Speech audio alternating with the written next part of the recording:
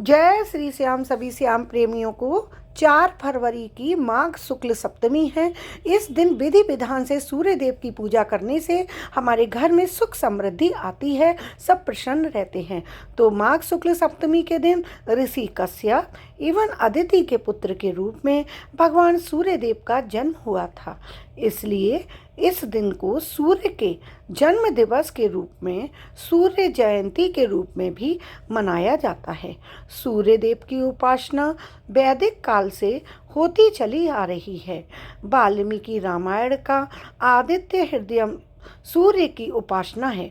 इस दिन की चर्चा महाभारत में भी है। इसलिए हमें विधि विधान से सूर्य देव की पूजा अवश्य करनी चाहिए। माघ शुक्ल सप्तमी के दिन कैसे पूजा करें उसके बारे में आपको बता रही हूँ कि एक एक चीज़ का यदि हम ध्यान रखते हैं तो हमारे घर में सुख समृद्धि आती है। इस दिन सुबह जल्दी उठकर पूजा की तैयारी शुरू की जाती है। संपूर्ण शरीर में हल्दी और चावल के पीठे को, जिसको चावल का पिठाया भी बोलते हैं, लगाकर आक के, जिसको आक भी बोलते हैं, अकवन भी बोलते हैं और मदार भी बोलते हैं, उसके 7 पत्ते लेकर एक पत्ते को सिर पर, 2 पत्तों को दोनों कंधे पर और 2 पत्तों को दोनों घुटने पर एवं 2 पत्तों को दोनों पैर पर रखकर स्नान किया जाता है। आगे बढ़ने से पहले अकवन के बारे में जानते चलें। अकवन यानी कि आक, इसे अर्क भी कहा जाता है, जो सूर्य को का भी एक नाम है, क्योंकि भगवान सूर्य को अर्क दिया जाता है। कृष्ण यजुर्वेद अर्थवेद में इसे अर्कमणि कहा गया है। शतपथ ब्राह्मण में अग्नि और प्राण कहा गया है। इसके फल को आदित्य कहा गया है। तैत्तिरीय संहिता में भी इसका वर्णन है। चरक संहिता, सुश्रुत संहिता, अष्टांग हृदय, कश्यप संहिता आदि से लेकर 21वीं शताब्दी के डेटाबेस ऑफ मेडिसिनल प्लांट में इसकी चर्चा की गई है।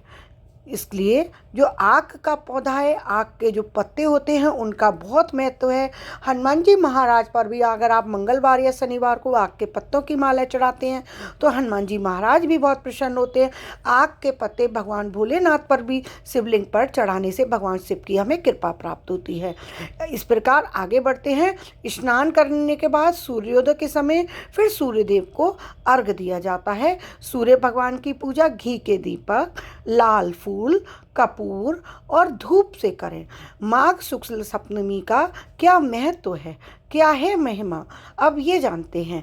इस दिन भगवान सूर्य ने अपने रथ में उत्तरी गोलार्ध की यात्रा की थी। यह दिन किसानों के लिए फसल के मौसम की शुरुआत का प्रतीक है, क्योंकि बसंत पंचमी हो चुकी होती है तो किसान फसल बोते हैं नई, तो इसलिए उनके लिए ये दिन बहुत शुभ होता है।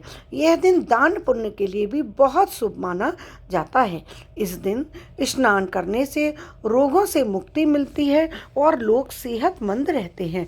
इस दिन दान करने से पाप नाश हो जाते हैं, भगवान उनको माफ़ कर देते हैं और धन, स्वास्थ्य और दीर्घायु का आशीर्वाद मिलता है। इसीलिए कहा गया है माघ शुक्ल सप्तमी की पूजा, दान, स्नान अवश्य करना चाहिए। इस दिन सूर्योदय के समय पवित्र नदियों में स्नान करने का बहुत महत्व हो गया माना जाता है। अभी कुंभ का समय चल रहा है तो अवश्य जाकर स्नान करें।